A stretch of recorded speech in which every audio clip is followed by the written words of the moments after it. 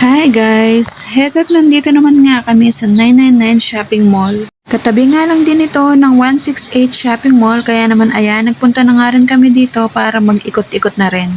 Marami nga din ditong mga bilihin tulad ng mga damit, sapatos, mga cellphone accessories, jacket at mga pampasalubong at kung ano-ano pa. At sobrang dami nga rin mga mura pero magaganda.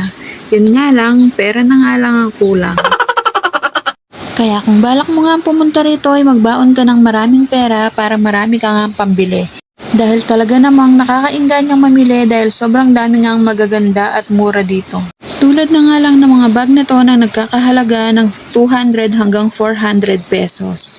O diba? Sino nga naman ang hindi maiingganyang mamili kung ganyan nga yung mga halaga ng mga bilihin? Pero ako yung tao na kahit marami akong nakikitang magaganda ay minsan nga lang ako magkagusto ng isang bagay talaga na gustong gusto ko.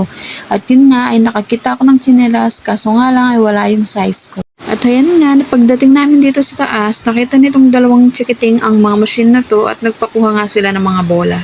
Maghuhulog ka nga lang ng tig 5 piso dito at makakakuha ka na.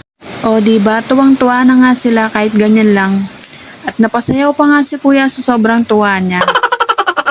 At yan na lamang muna for today's video. Thank you for watching.